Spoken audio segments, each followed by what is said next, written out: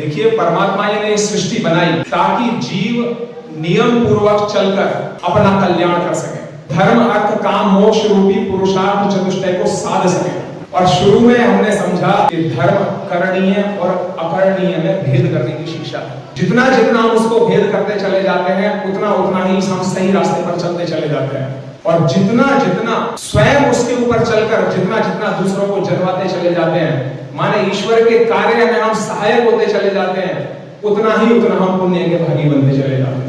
अगर पुण्य कमाना है तो वेद प्रचार कार्यक्रम चलाना है, अगर ईश्वर की ओर जाना है तो वेद प्रचार कार्यक्रम चलाना है। वेद प्रचार कार्यक्रम चले, धर्म प्रचार कार्यक्रम चले, पर मेरे जैसी व्यक्ति तो ये सोचेगा कि जो वेद प्रचार कार्यक्रम है, धर्म प्रचार कार्यक्रम है, ईश्वर के नियमों को समझने समझाने का, अपने जीवन को ऊंचा उठाने का, उसके माध्यम से दूसरों के जीवन को उठाने का कार्यक्रम 2 दिन चलना चाहिए, 3 दिन चलना चाहिए, 4 दिन चलना चाहिए या निरंतर चलना चाहिए।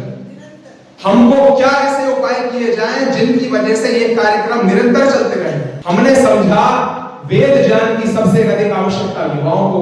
युवा जो है वो वेद प्रचार कार्यक्रम में आए नहीं, विद्वान युवाओं तक जाए नहीं, इससे आगे तो मैं विशेष रूप से क्या नहीं कहूं। जब तक वेद प्रचार कार्यक्रम से युवा नहीं जुड़ते तब तक वेद प्रचार कार्यक्रम, हो सकता है मैं कठोर बात बोल जाऊं, मैं उसको अधूरा ही मानूं।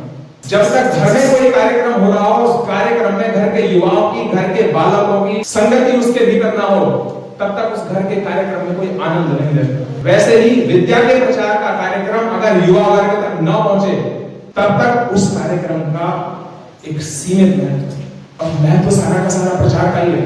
दीपावली की ओर धीरे धीरे हम जा रहे हैं, रामचंद्र जी की ओर धीरे धीरे हम जा रहे हैं। आज उन मर्यादा पुरुषोत्तम श्री रामचंद्र जी की कीर्ति अगर आज बरकरार है तो उसके पीछे सारे विश्व के अंदर उनकी जो पुस्तक, उनका जो जीवन चरित्र, जो रामायण पहुंची, जो लोग बंधक बनाकर, दास बनाकर विदेशों में लेकर गए, ले जाए गए थे, उनका भी ये कहना है कि अगर रामचंद्र जी की पुस्तक हमारे साथ में नहीं होती तो शायद कब का हिंदू धर्म हमसे छूट गया। वो प्रचार 1947 में अगर गांव के एक व्यक्ति को जो दिल्ली में पहुंचा हुआ है, उसको रामचंद्र जी के आधे घंटे के वक्तव्य से उसके जीवन को बदल सकता है। अपनी संस्कृति, अपनी धरती से दूर विदेशों में एक पुस्तक के माध्यम से, उसके प्रचार के माध्यम से, रामलीलाओं के मंचन के माध्यम से अगर उनके जीवन को भारतीयता के साथ में, हिंदू धर्म के साथ में जोड़े रख सकता है, तो वही प्रचार हमारे युवाओं को अपने धर्म के सिद्धांतों के साथ में भी जोड़े रख सकता है।